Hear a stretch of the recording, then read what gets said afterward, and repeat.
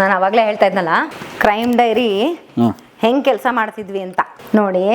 Episode 150 ಬಂತು madam, ಒಂದು ಸಿಕ್ತು. ಎಪಿಸೋಡ್ 808 ಮಗು ಕೊಲೆ ಪ್ರಕರಣ. 684 ಮಗು ಕೊಲೆ ಪ್ರಕರಣ, HD ಕೋಟೆ, 2 ಟೇಪ್ಸು, 2 ಫೋಟೋಸು, ಎಪಿಸೋಡ್ 808 ಈ ಥರ ಬರಿತೀವಿ.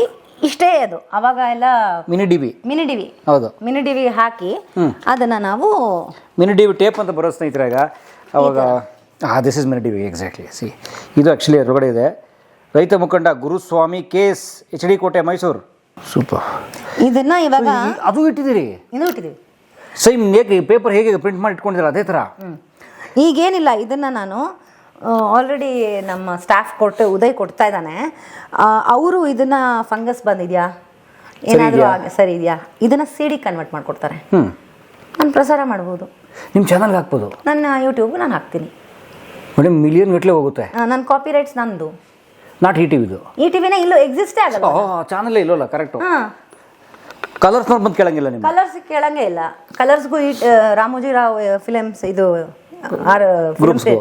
ರಾಮೋಜಿ ರಾವ್ ಫಿಲಮ್ ಸಿಟಿಗೂ ಈ ಟಿವಿಗೂ ರಿಲಯನ್ಸ್ ಕಲರ್ಸ್ಗೂ ಸಂಬಂಧನೇ ಇಲ್ಲ.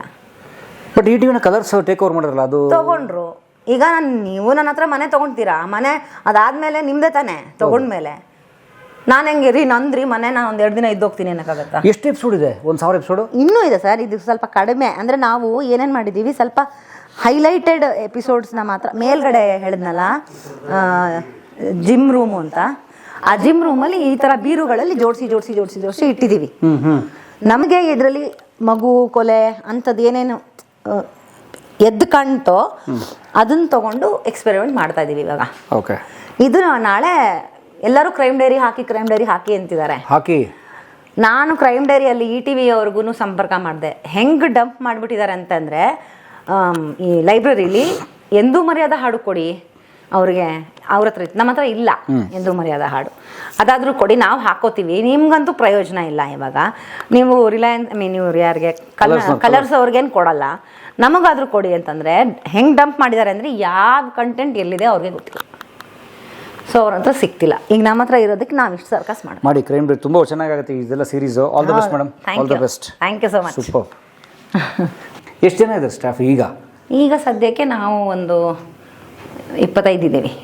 ಈಗಲೂ 25 ಜನ ಇದ್ದೀರಾ? ಹಾಯ್ ಬೆಂಗಳೂರು ಪತ್ರಿಕೆಗೆ ಅಂದರೆ ಎಡಿಟಿಂಗ್ ಯೂಟ್ಯೂಬ್ ಸೇರಿ ಓಕೆ. ಆ್ಯಂಡ್ ಇದು ನಿಮ್ಮ ತಂದೆಯವ್ರದ್ದು? ಆಮೇಲೆ ಇಲ್ಲಿ ಮಾತ್ರ 25 ಅಂತಿಲ್ಲ, ರಿಪೋರ್ಟರ್ಸ್ನೂ ಸೇರಿ ಫೀಲ್ಡ್ ಸೇರಿಸಿ. ಏಜೆಂಟ್ರು ಎಷ್ಟು ಜನ ಇದ್ದಾರೆ? 176 ಏಜೆಂಟ್ರು ಇದ್ದಾರೆ. ಅಂದರೆ ಎಲ್ಲ ಸೇರಿ ಒಂದು 200 ಕುಟುಂಬಗಳು ಈಗಲೂ ಹಾಯ್ ಬೆಂಗಳೂರು ನಂಬ್ಕೊಂಡೇ ನಡೀತಿದ್ದಾರೆ. ಎಸ್. ತಂದೆಯವ್ರದ್ದಾಗ ಅಯ್ಯೋ ಆವಾಗಿನ ಎರಾನೇ ಬೇರೆ, ಕಾಲನೇ ಬೇರೆ. ಅವ್ರು ಮುಟ್ಟಿದ್ದೆಲ್ಲ ಚಿನ್ನ. ಆಮೇಲೆ ಹಾಯ್ ಬೆಂಗಳೂರು ಯಶಸ್ಸು ನೋಡ್ಕೊಂಡು ಅಂತ 106 ಪತ್ರಿಕೆ ಬಂದ್ಬಿಟ್ರು. ಎತ್ತಾವತ್ತು ಕಾಪಿ ಮಾಡಿದ್ರು. ಏನಾದ್ರು ಅಲ್ಲ ಎಲ್ಲ ಏನಾದ್ರು ಸರ್, ಅದ್ರೊಳಗೆ ಕಂಟೆಂಟ್ ಇರಬೇಕಲ್ಲ, ಅದೇ ತಾನೇ ಇಂಪಾರ್ಟೆಂಟು. ನೀನು ಏನೋ ಕವರ್ ಪೇಜ್ ಮಾತ್ರ ಹಾಯ್ ಬ್ಯಾಂಗ್ಳೂರ್ ಥರ ಮಾಡಿಬಿಟ್ರೆ ಅದು ಹಾಯ್ ಬ್ಯಾಂಗ್ಳೂರ್ ಅನ್ಸ್ಕೊಳ್ಳಲ್ಲ. ರವಿ ಬೆಳಗೆರೆ ಥರ ಮಿಮಿಕ್ರಿ ಮಾಡಿಬಿಟ್ರೆ ರವಿ ಬೆಳಗೆರೆ ಆಗಲ್ಲ. ಸೊ ಹಂಗೆ ಒರಿಜಿನಲ್ ಈಸ್ ಆಲ್ವೇಸ್ ಒರಿಜಿನಲ್ ಅಂತ. ನಮ್ಮ ಹಾಯ್ ಬ್ಯಾಂಗ್ಳೂರ್ ಕಡೆಯಿಂದ ಸದ್ಯಕ್ಕೆ ಪುಸ್ತಕ ಕೊಡೋದಕ್ಕೆ ಕೆಳಗಡೆ ಲಾಕ್ ಆಗಿದೆ. ಯಾವ್ದಾರು ಒಂದು ಪುಸ್ತಕ ಕೊಡೋಣ ಅಂತ ಅಂದ್ಕೊಂಡಿದ್ದೆ ಆಸೆಯಿಂದ. ಬರ್ತೀನಿ. ಎಸ್. ಯಾಕಂದರೆ ಹೇಳ, ನೀವು ಪುಸ್ತಕ ಕೊಟ್ಟರು ನನಗೆ 2ನೇ copy.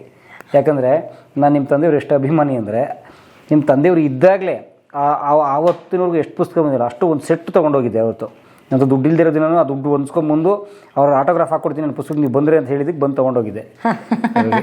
Thank you sir. Cameraman ಅವ್ರಿಗೆ ಇವ್ರಿಗೆ ಕೊಡ್ತೀನಿ, ಇಸ್ಕೊಳ್ಳಿ ಸರ್ ದಯವಿಟ್ಟು. ಥ್ಯಾಂಕ್ಸ್.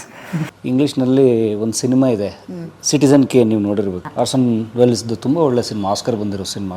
ಬಹುಶಃ ನೀವು ನೋಡಿ, ನಿಮ್ಮ ತಂದೆ ಕಥೆ ಇದ್ದಂಗೆ ಇದೆ ಅದು. ಹೌದಾ? ಸೀರಿಯಸ್ಲಿ. ಅಂದರೆ ತುಂಬ ದೊಡ್ಡ ಒಬ್ಬ ನ್ಯೂಸ್ ಡಿಪಾರ್ಟ್ಮೆಂಟ್ ಹೆಡ್ಡು ಅಂದರೆ ಒಂದು ಪತ್ರಿಕೆ ಕಟ್ಟೋ ಸಿಟಿಸನ್ ಕೇನ್, KANE ಕೇನ್ ಅಂದರೆ ಮಸ್ಟ್ ವಾಚ್ 100 ಸಿನಿಮಾಗಳು ಅದೊಂದಿದೆ, ಸಿಟಿಸನ್ ಕೇನ್. ಸೊ ಆ ಸಿನಿಮಾದಲ್ಲಿ ಕೂಡ ಒಬ್ಬ ದೊಡ್ಡ ಪತ್ರಿಕೋದ್ಯಮಿ ಪತ್ರಿಕೆ ಕಟ್ಟಿ ಇಡೀ ಅಮೆರಿಕ ದೇಶದ ರಾಜಕೀಯ ನಿರ್ಧಾರವನ್ನು ಬದಲಾಗೋ ರೇಂಜಿಗೆ ಬೆಳೀತಾರೆ. ಎಲ್ಲ ತುಂಬ ದೊಡ್ಡವರಾಗಿ ಏನೇನೋ ಪಲ್ಲಟಗಳಾಗಿ ಕೊನೆಯಲ್ಲಿ ಆತ ತೀರ್ಕೊಂಡಾಗ ಆತ ಒಂದು ಕೋಡ್ ವರ್ಡ್ ಹೇಳಿ ತೀರ್ಕೊಂಡ್ಬಿಡ್ತಾರೆ. ಏನು ಬ್ಲಾ ಬ್ಲಾ ಅಂತ ಏನೋ ಕೋಡ್ ವರ್ಡ್ ಹೇಳಿ ತಿಳ್ಕೊಂಡ್ಬಿಡ್ತಾರೆ. ಇಡೀ ದೇಶ ಅವ್ರು ಸತ್ತ ಮೇಲೆ ಏನದು ಕೋಡ್ ವರ್ಡ್, ಅವ್ರೇನೋ ಕೋಡ್ ವರ್ಡ್ ಹೇಳ್ಸತ್ರು, ಏನೋ ಸೀಕ್ರೆಟ್ ಇದೆ ಹಾಗೆ ಹೀಗೆ ಅಂತ ಎಲ್ಲ ಹುಡುಕ್ತಾರೆ. ಇಡೀ ಕೊನೆವರೆಗೂ ಗೊತ್ತಾಗಲ್ಲ. ಕೊನೆ ಕ್ಲೈಮ್ಯಾಕ್ಸ್ ಏನು ಅಂತಂದರೆ ಆ ಮನೇನ ಡೆಮಾಲಿಷ್ ಮಾಡ್ತಾರೆ. ಡೆಮಾಲಿಷ್ ಮಾಡಿದಾಗ ಮನೆ ಕೆಲಸದ ಅಮ್ಮ ಅದನ್ನೆಲ್ಲ ಗುಡಿಸ್ಬೇಕಾದ್ರೆ ಅವರು ಬಾಲ್ಯದಲ್ಲಿ ಆಟ ಆಡ್ತಾ ಇದ್ದ ಗೊಂಬೆ ಮೇಲೆ ಬ್ಲಾ ಬ್ಲಾ ಅಂತ ಬರೆದಿರ್ತಾರೆ. ಆ್ಯಕ್ಚುಲಿ ಅಂದರೆ ಹಿ ರಿಮೆಂಬರ್ಡ್ ಹಿಸ್ ಚೈಲ್ಡ್ಹುಡ್. ಆ ಮಗು ನನ್ನ ಮಗುವಾಗಿದ್ದೆ, ನಾನು ಮಗುವಾಗಿ ಇಷ್ಟೆಲ್ಲ ಬೆಳೆದೆ, ಆದರೆ ನಾನು ಕೊನೆಗೆ ನನಗೆ ನೆನಪಾಗ್ತಿರೋದು ನನ್ನ ಬಾಲ್ಯ, ನನ್ನ ತಾಯಿ ಇಂಥದ್ದು ನೆನಪಾಗ್ತಿದೆ ಅಂತ ಹೇಳಿ ಮೂಲಕ ಒಂದು ಸೂಚ್ಯವಾಗ ಸಿನಿಮಾ ಮುಗೀತದೆ. ಸಿಟಿಸನ್ ಕೇನ್ ಸಿಕ್ಕರೆ ನೋಡಿ, ಭಾಳ ಒಳ್ಳೆ ಸಿನಿಮಾ. ಸೊ ಇಡೀ ಸಿನಿಮಾ ನಾನು ರವಿ ಬೆಳಗೆರೆ ದೊಡ್ಡ ಫ್ಯಾನ್ ನಾನು. ಯಾಕಂದರೆ ಅವ್ರ ಬರಹಗಳನ್ನು ನಾನು ಕಾಲೇಜ್ ದಿನಗಳಿಂದ ಲೈಬ್ರರಿಯಲ್ಲಿ ನಮಗೆ ದುಡ್ಡು ಕೊಟ್ಟು ಪೇಪರ್ ಖರೀದಿ ಮಾಡೋಕ್ಕಾಗದಿರೋಂಥ ದಿನಗಳು ನಮಗಿದ್ದಾಗ ಲೈಬ್ರರಿಗಳು ಹುಡುಕಿ ಯಾರೋ ಓದ್ತಿರೋ ಅವ್ರಿಂದ ನಿಂತ್ಕೊಂಡು ಹಿಂಗೆಲ್ಲ ಓದಿರೋ ದಿನಗಳು ಸುಮಾರಿದೆ. ಆಲ್ಮೋಸ್ಟ್ ಅವ್ರು ಬರೆದಿರೋ ಬಾಟಮ್ ಐಟಮ್ ಪುಸ್ತಕಗಳನ್ನ ಆಮೇಲೆ ನಾನು ತೊಗೊಂಡು ಓದಿದ್ದೀನಿ. ಅವ್ರ ಉತ್ತರಗಳು ಎಷ್ಟು ಚೆನ್ನಾಗಿ ಕೊಡ್ತಾಯಿದ್ರು, ಅವರು ಉತ್ತರ ಕೇಳಿಗೆ ಎಷ್ಟು ಚೆನ್ನಾಗಿ. ಸೊ ಹಾಗಾಗಿ ಆ ಥರದ್ದು ರವಿ ಬೆಳಗೆರೆ ಅವ್ರ ಅಭಿಮಾನಿ ನಾನು, ಅವ್ರ ಬರಹದ ದೊಡ್ಡ ಅಭಿಮಾನಿ. ಸೊ ಹಾಗಾಗಿ thank you sir, thank you. ನಮ್ಮಲ್ಲಿ ಅಂದರೆ ಓದುವ ಅಂದರೆ ಒಂದು ಸಾಹಿತ್ಯಕ್ಕೆ ಎಂಟರ್ ಆಗುವ ಕಾಲಮಾನದಲ್ಲಿ ಬಹಳ ಪ್ರಮುಖವಾಗಿ ಓದಲೇಬೇಕಾಗಿರೋ ಪುಸ್ತಕಗಳು ರವಿ ಬೆಳಗೆರೆ ಅವ್ರದ್ದು. ಓದಿನ ರುಚಿ ಹೆಚ್ಚುವಂಥದ್ದು. ಆನಂತರ ನೀವು ಕಾರಂತರು, ಬೇಂದ್ರೆ, ಕುವೆಂಪು, ಹಾಗೆ ನಿಮ್ಮ ತಾಕತ್ತಿದ್ರೆ ಇನ್ನೂ ಆಸ್ಕರ್ ಬಂದು ಅಥವಾ ನೊಬೆಲ್ ಬಂದವ್ರನ್ನೆಲ್ಲ ಓದ್ಬೋದು. ಸೊ ಆ ಥರದ ಭಾಳ ಒಳ್ಳೆ ಓದುಗರನ್ನು ಬೆಳೆಸಿದಂತಹ ಮಹನೀಯರಲ್ಲಿ ಬೆಳಗೆರೆ ಸರ್ ಕೂಡ ಒಬ್ಬರು. ಹೀಗಾಗಿ ಥ್ಯಾಂಕ್ಸ್ ನಿಮಗೆ. ನಾನು ಎಲ್ಲ ಕಡೆ ಹೋದ್ರೆ ಹೇಳ್ತಿರ್ತೀನಿ ಅಪ್ಪನಿಗೆ ಮಗಳಿರಬೇಕು ಅಂತ, ಮತ್ತೆ ಅವರು ಅದನ್ನು ಪ್ರೂವ್ ಮಾಡಿದರು. ತಂದೆಯ ಬಗ್ಗೆ ಅಷ್ಟು ಅಭಿಮಾನ. So thank you so much ಭಾವನವ್ರಿಗೆ. ಆ್ಯಂಡ್ ಇದು ಇನ್ನೂ ಮುಗಿದಿಲ್ಲ, ಬನ್ನಿ ರವಿ ಬೆಳಗೆರೆ ಕೆಲಸ ಮಾಡಿದ ಕರ್ಮಭೂಮಿ, ಕರ್ಮಕ್ಷೇತ್ರ, ಅವ್ರ ಆಫೀಸ್ ಹಾಯ್ ಬೆಂಗಳೂರು ಕಚೇರಿಗೆ ಹೋಗೋಣ. ಭಾವನಾ ಅಕ್ಕ ಈಗ ನಡೆಸ್ತಾರೆ, ಹೋಗಿ ನೋಡ್ಕೊಂಬೋಣ. Thank you.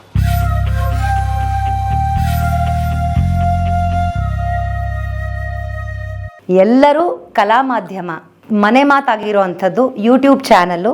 ನಮ್ಮ ಮನೆಯಲ್ಲಿ ನನ್ನ ಗಂಡ ಟಿವಿ ಆನ್ ಮಾಡಿದ್ರೆ ಕಲಾ ಮಾಧ್ಯಮ ಹಾಕೊಳ್ಳೋದು, ಯಾಕಂದರೆ ಅಷ್ಟು ಇನ್ಫಾರ್ಮೇಷನ್ಸ್ ಇರ್ತವೆ.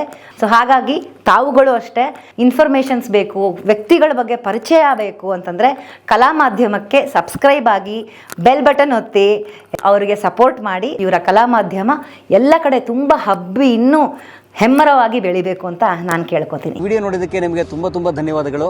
ಪುಸ್ತಕಗಳನ್ನು ಓದು ಮನಸ್ಸನ್ನು ಅರಳಿಸುತ್ತೆ, ಬುದ್ಧಿಯನ್ನು ಚುರುಕು ಮಾಡುತ್ತೆ, ಕಾಣದ ಹೊಸ ಲೋಕವನ್ನು ಪರಿಚಯಿಸುತ್ತೆ. ಹಾಗಾಗಿ ಓದುವ ಸಂಸ್ಕೃತಿ ಹೆಚ್ಚಾಗ್ಲಿ. ಧನ್ಯವಾದ.